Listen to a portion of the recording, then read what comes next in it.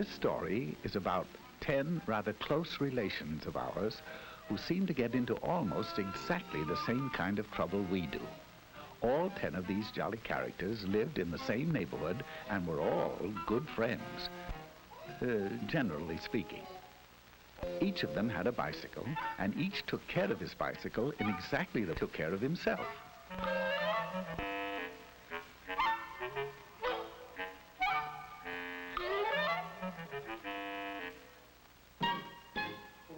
One day they held a group think and decided to have a picnic in a little park just 9 blocks away. Now that doesn't sound far, but a lot can happen in 9 blocks, right?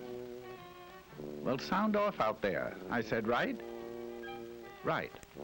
So, they all ran home and made themselves sandwiches. I know that doesn't sound too likely, but of course, human. Then they hurried back, all ready to go. Now, one of the 10 was a rather hungry type. His name was Slim Jim McGupney, and his picnic lunch was what you might call a portable banquet, right? Right. Slim knew that his big sack would be hard to handle, so he asked Orville Slump if he'd carry it for him. Orville had a basket on the rear of his bike. He was a good sort, and he answered, okay. Some of the others noticed this and asked him if he'd carry theirs, too. Orville answered graciously, well, I guess so.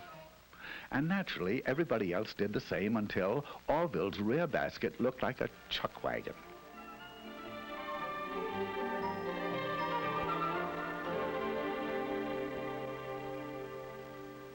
At last, they were ready to go, and at a given signal, they went.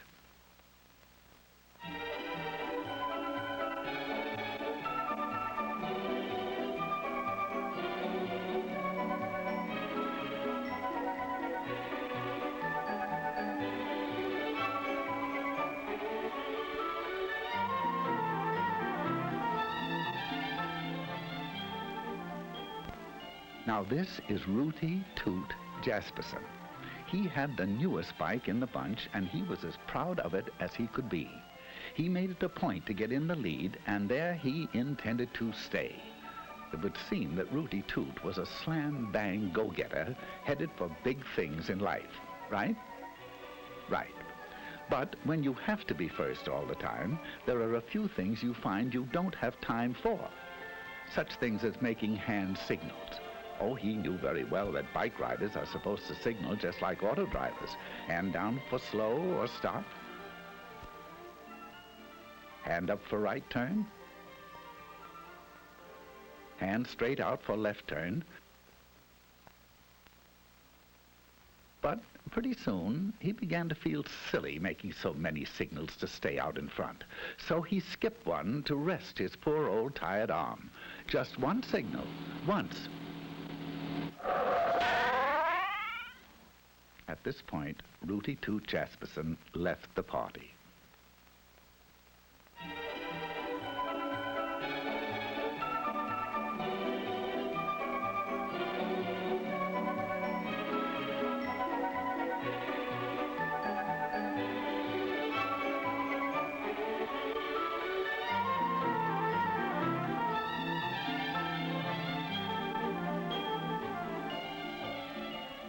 This charming little thing was actually christened Tinkerbell McDillingfiddy. She's a sweet and lovely girl, but she has a rather poor memory. Sometimes she forgets to brush her teeth. Sometimes she leaves homework at home. And sometimes she forgets to look at traffic signals. Now she knows that she should. She knows that she should ride just like auto drivers drive. But she's so busy being happy all the time that her little thoughts tend to wander and... Oh, dear, dear, they're wandering again. Ooh. Here she goes.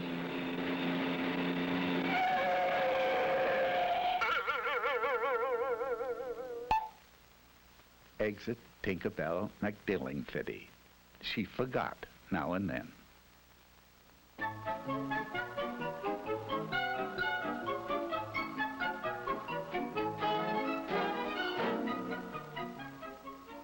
Now, let me introduce Philip Flugel. He's a star athlete, the president of his class, an honor student, and he has the handsomest profile in school. Just look at it, will you? Now, Flug, as his friends call him, has one little flaw in his character. He is very easily bored. Right now, he's asking himself why everyone has to go up this side of the street. It's so samey. So, proving that even a class president can make mistakes, he decided to ride against traffic. Oh, he knows that auto drivers never do this, and that he should follow the very same traffic rules. But he's in the mood to do something different. Anyway, there are no policemen around to see him.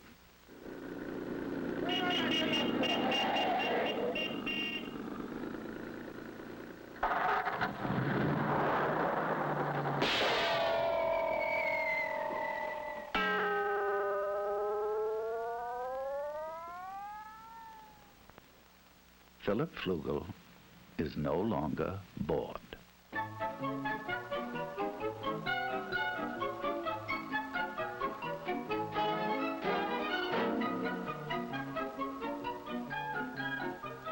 You've probably wondered about this fellow on foot. Well, his name is Mosby Pomegranate. He is splendid in dramatics, but he works so hard memorizing his lines that he doesn't get around to a lot of other things.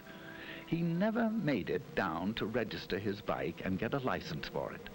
He knows very well that a license makes it easy to find out who he is if he's in an accident, and makes the bike easy to trace if it's lost or stolen. That's his trouble. Last week, while he was rehearsing the lead in King Kong, someone rode off with his bike. He went to the police, but of course they couldn't help him since it had no license or registration. He stomped out of the police station angrily, and he's been stomping ever since.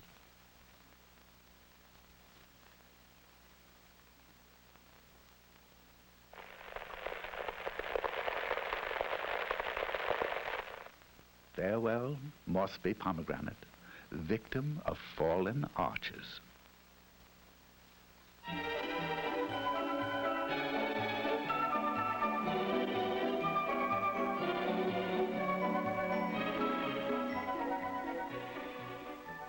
If you look carefully, you'll see Trigby Phipps. He's the smaller one in Eclipse, trying to make that bike go. His passenger is an old friend of ours, Slim Jim McGuffney. Slim Jim's bike recently collapsed from the effects of his diet, and Trigby, being a nice little fellow, agreed to ride him. Now, he knows that no auto driver would drive with a passenger in his lap. He also knows that you can't see ahead very well with someone on the handlebars, and that you can't control the bike well, and that you can't make signals either. Furthermore, it is tiring. Right? Right.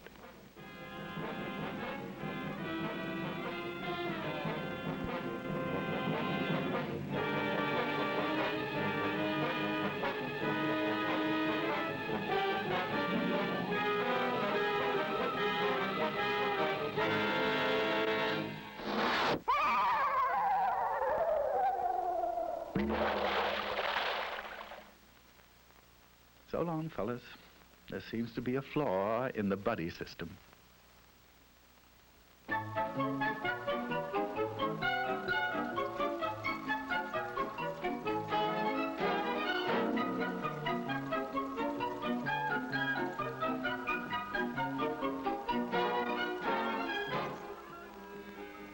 Meet Nellie Zweibach. She's as nice as can be on foot. But when she gets on that bike, sweet Nellie becomes terribly impatient with other people's driving. Although there are only a few left now, she's having trouble sharing the street with them. So Nelbert is about to make a decision she'd never make if she weren't angry. There she goes. There she goes. She knows that riding on the sidewalk isn't allowed in her city and many others, and that even where it is, pedestrians always have the right of way. But Nelbert's upset, and she'd like to know just one good reason why she shouldn't take over the sidewalk all to herself.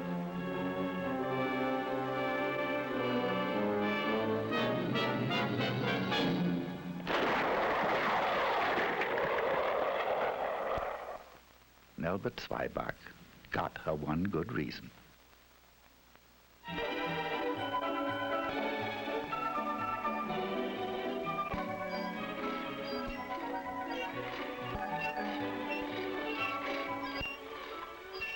Suppose noise transportation of Filbert Bagel. Filbert hates his old bike. He refuses to take care of it because his folks will probably give him a new one for his birthday. He can't see any reason for taking care of a heap of junk, even if he made it that way himself. He will in a moment, though. You see, he doesn't know it, but he'll find out that there's not a shred of a brake left.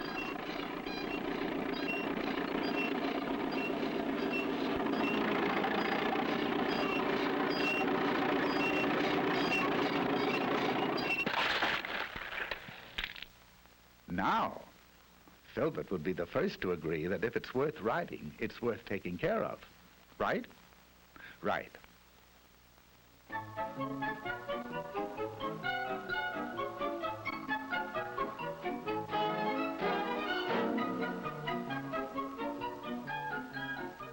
Quickly meet Stanislaw Higginbottom while you can. He's a nice boy, but he won't be with us long.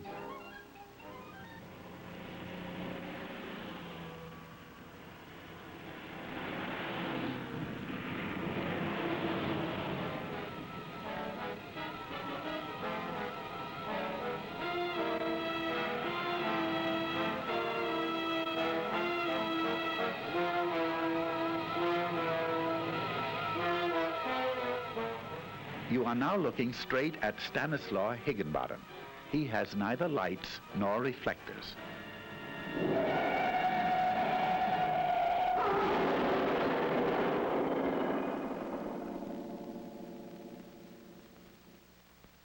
Stanislaw just wasn't quite bright enough.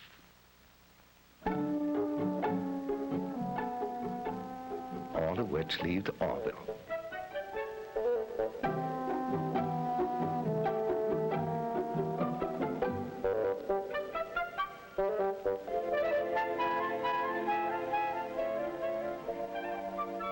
He'll get fat, all right. And here's why he ended up with all these groceries that he doesn't really want. This was Rooty Toot Jasperson. Maybe you remember why he didn't make the picnic. He didn't signal, just once. Do you recall Tinkerbell McDillingfiddy? She forgot to watch the signals, just once. And good old Phil Flugel, he rode up the wrong side of the street, once. Mossby Pomegranate was the walking one. He didn't get around to registering his bike and getting a license. It would have taken him only a few minutes. The small one was Trigby Phipps, and his passenger was Slim Jim McGupney. They rode double into trouble. Who can forget Nelbert Swyback? She wanted to know one good reason why the sidewalks didn't belong to her. Then there was Filbert Bagel. He didn't take care of his brakes, so they didn't take care of him. And good old Stanislaw Higginbottom. No lights, no reflector, no Stanislaw.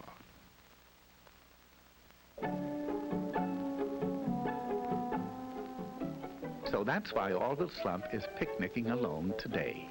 He watched the signals, he obeyed traffic signs, he made hand signals, he rode alone, he stayed on the right side of the street, got a license, rode just like auto drivers drive, and kept the brakes and all in good condition.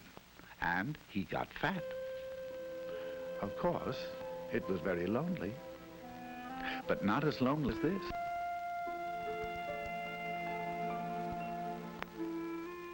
But then, as anyone can plainly see, he wasn't a monkey, right?